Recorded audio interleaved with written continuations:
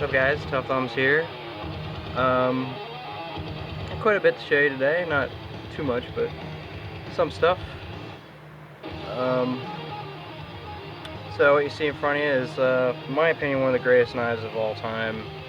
The Chris Reeves large Sebenza, small Sebenza, any Sebenza. They're all good for me. And but before I get to that, I'm just going to show you a few things. So, I've got a Pimp Zippo here, Toxic Green. This is actually a first run at it. Sometimes these Zippos can be a pain in the ass to do. I mean, they're really easy, they're really quick, but getting this line here can kind of be a pain in the ass. So, you know, I got another one here to replace it, just because I took some of the coating off because I got frustrated. So I guess this is mine now. But you know, this is what it's gonna look like. I'm gonna get this space closer like the original one. I just messed that up. I used a bigger blade by accident to slice that little area apart. But it looks really nice in the green and black. I just like it so much. I had to pry this away from my girlfriend today. She stole it from me about 4 times. And, you know, I took it away from her. She stole my other Zippo, so whatever. Anyway, so that's that. And next I got something I also do. I've only got one person who actually asked me to do it. He wanted his knife modified for the original scale, so we have a Benchmade. And forgive me guys, I suck at remembering names of these Benchmades, but it's an Osborne. But he wanted to. It's got the smooth blue G10, blue and black G10, smooth. It's a really nice knife. And he wanted it a little bit lighter, and he wanted the blade stone washed, and he wanted more grip because the smooth wasn't doing it for him. And it turned out pretty damn pimp. So what I did was I took it down with a very light pattern, and cut some holes from where the liners were. And I stone washed the liners and stone washed the blade. And I think it turned out pretty damn nice, actually. I really like the way the holes look. And it does take a little bit of the weight off. And the blue and black's pretty subtle on this one. You can't really see it too well. But it looks pretty cool. But yeah, I mean, I don't charge much for something like this. I mean, I think for the scales, the holes, and the stone wash, it was around like 25 bucks or something. You know, it's easy for me to do stuff like this. It's quick, you know, and it's kind of fun because all the hard parts are already done for me. But it definitely looks pretty damn sweet now. It looked pretty sweet in the first place, but I can understand there was no grip at all on that thing. But now it's definitely nice and aggressive and grippy. That's what he wanted. So that's that. And on to the Sebenzas. So first up, this is the actual knife. It's left-handed, and this is the multicam. So finally it's very difficult for me to open it left hand. It's kind of weird. So multicam is like a tan, a gray, a little touch of OD, and it's like 2 different shades of tan and black in there too. And I went with the large grooves. It is so. This is, if you guys want your knife to be more ergonomic, the large grooves is definitely where to go, because you can see my finger just slide right in there.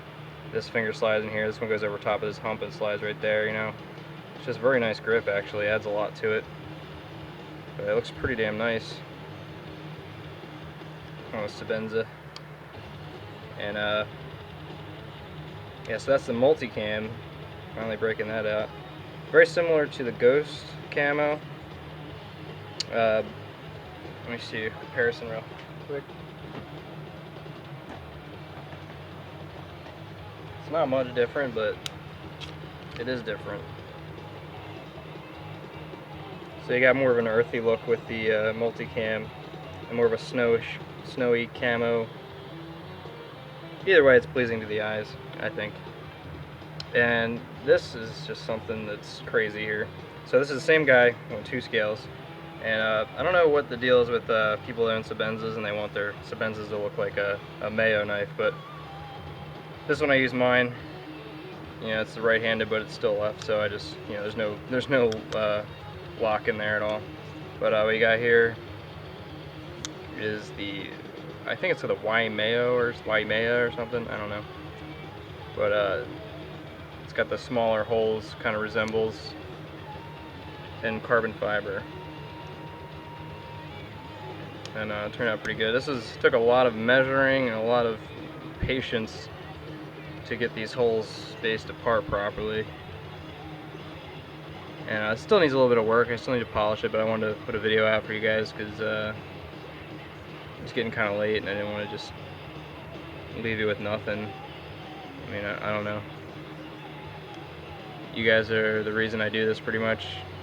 I mean, I start working in the morning and I think about what I'm going to do on YouTube. I just, you know, I like hearing your feedback. It's what keeps me going pretty much. And basically most of my business comes from YouTube, and people support me on here. Like John Wayne made that video today and my phone's been ringing off the hook, dude. Thank you so much. I appreciate the shout outs. They're like essential to my business now, it seems like. I mean, it's just awesome, dude. And I'm glad you like it. I mean, that's, you know, that's why I do it pretty much, to make people happy and enjoy their knives even more than they already do.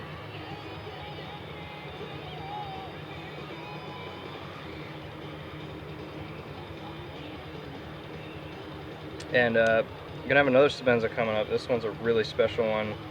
I wish it could be done today, but it's got to dry for maybe 6 or 7 more hours. But it's something I just thought of and was just like, I don't know if that'll work.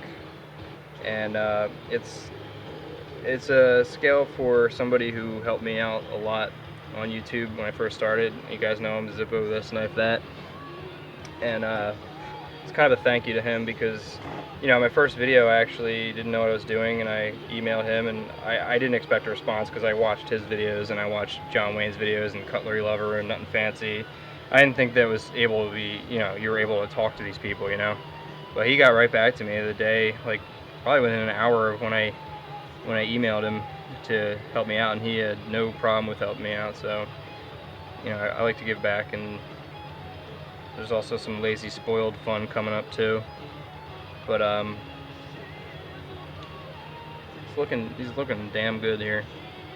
I love the Sebenza. And some people had I heard a couple of people had concerns about the dye job and how long that lasts. I couldn't tell you, like with hard use, because I've never really, you know, I have my Tenacious. I think it's sitting right here. I can show it to you. My Tenacious, I've used the shit out of it, and you can see the dye is just as much there as it was when I first did it. You know, you can, I don't know, it's gotten wet, it's got chemicals on it, even like epoxy remover on it, and it's still on there. But I mean, I don't know, I mean, it seems to stay on pretty well. I try to get it on there and force it into the actual pores of the G10 over and over. I do it multiple times.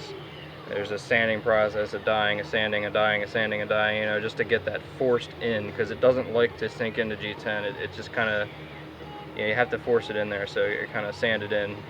But I won't tell you how I get it so vibrant, because that's one of my secrets. But something I'm going to keep to myself just for fun. But the Sebenzas are just gorgeous. Yeah, very hard to open when you're not left-handed. And my poor Sebenza, guys, seriously. Got the scale around here somewhere. Maybe not. Great. Oh wait, duh, it's on the freaking knife. I'm a dumbass.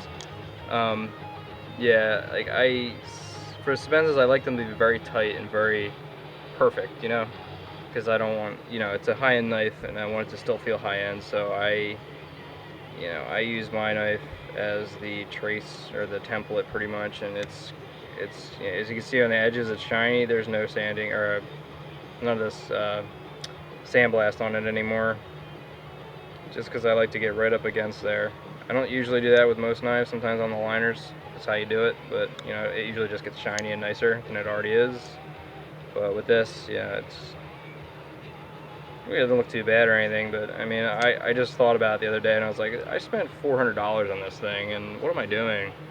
But at the same time, like, you know, I'd rather someone be happy with their knife and instead of me just bitching about something that has nothing to do with the sharpness or integrity of the knife at all.